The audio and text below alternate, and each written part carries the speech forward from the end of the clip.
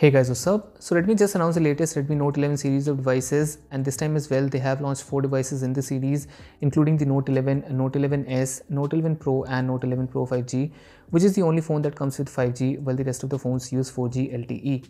These phones do come with some impressive specifications for the price, and let's start with the cheapest device in the series, and that is the Note 11.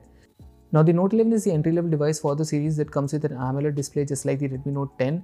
However, you get the taste of a high refresh rate on this one as it supports up to a 90Hz refresh, which is awesome for a phone in this segment. The Note 10 with this AMOLED display was already a pretty good device, and this one takes it even further since you now get support for a high refresh rate display. The display size remains the same at 6.43 inches, and it also offers up to 1000 nits of peak brightness along with support for DCI-P3 color gamut. The camera setup has been upgraded as well. You now get a 50 megapixel primary camera with an f1.8 aperture, an 8 megapixel ultra wide camera as well as the 2 megapixel depth and macro cameras that no one really cares about.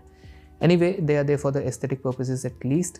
I mean, having more lenses on the back does look good, right? The phone is powered by the Snapdragon 680 SoC, which slots under the Helio G96 due to the older Cortex A73 and the Cortex A53s used on it.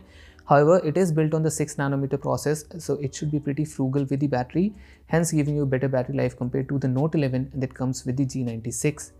Since we have talked about the battery, the phone comes with a 5000 mAh battery that also supports 33 watts fast charging, and Xiaomi says the newer 33 watt charging is up to 26% faster than the previous one and should be able to charge the device in 58 minutes flat. The phone will be offered in 3 configurations: 464, 128GB and 128GB variant starting at $179, which translates to around 13,500 Indian rupees, and if they can manage to launch it at that price or under the 15,000 mark, I think it would be a pretty good device. Next up is the Note 11s, which is pretty much the big brother of the Note 11 with a few upgrades. For example, the 50 megapixel camera gets replaced with the 108 megapixel ISOCELL HM2 Samsung sensor, which should offer better image quality. The other upgrade is in terms of the processor. This one gets powered by the Helio G96, which is a step up from the G95 with the Note 10s and supports up to a 108 megapixel camera, allowing Redmi to fit the ISOCELL HM2 camera on this device. You do get 2GB of extra RAM for the base variant that comes with 64GB of storage compared to the Note 11. There's also the 128 and 128GB variants as well. The phone starts at around $249, which is closer to the 18,000 rupee mark, and if they launch it around the 15,000 to 16,000 price bracket, then it would make a lot of sense for a lot of people. The Note 11s is actually coming to India pretty soon with the launch scheduled for the 9th of February, so it would be interesting to see at what price they bring it here and also if there will be any changes for our market. Moving on to the Pro devices with the Note 11 Pro, this also uses the Helio G96 but does get some features from the 11 Pro 5G, like the display for one, which is a 6.67-inch AMOLED panel that comes with support for up to a 120Hz refresh rate along with 1200 nits of peak brightness, which is what you get on the Note 10 Pro and Pro Max as well, and is awesome. There's also support for a 360Hz touch sampling rate, so it should be pretty good in gaming as well in terms of touch response from the device. You also get Corning Gorilla Glass 5 protection for the front.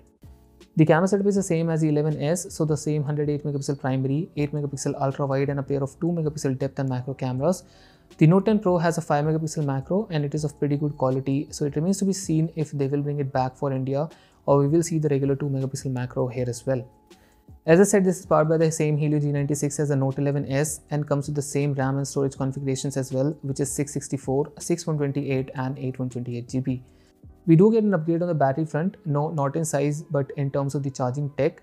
So though the phone uses the same 5000 mAh cell, however it now comes with MMT and a 67 watt charging solution that boasts of a 0 to 51% in just 15 minutes. Xiaomi, or rather Redmi, has also deployed liquid cooling technology which keeps the heat in check while charging. The phone starts at $299 globally, which converts to around 22,000 rupees, but Xiaomi will definitely not launch it at that price here, and if they can get it around the 17,000 to 18,000 price bracket, then this could be a good option. Finally, moving to the star of the show, the Note 11 Pro 5G. Now this one uses the same display, or rather it shares the display with the 11 Pro and more or less the same camera setup as well, with just the omission of the 2 megapixel depth camera, which is weird since they have replaced it with just an AI branding.